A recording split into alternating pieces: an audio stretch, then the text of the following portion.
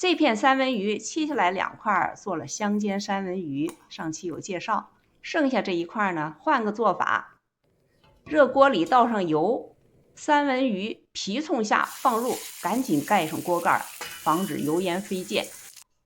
烧煎一会儿，锅开一个小缝，倒上一点水，防止热油烫伤。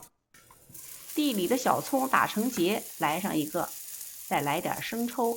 我这个鱼呢，事先没有腌过。再挤上几滴柠檬汁去腥。盖上锅盖，稍微煮一会儿，鱼色变白就好了。注意一定不要煮老了，老了不好吃。这样做出的三文鱼省事儿又好吃。谢谢收看。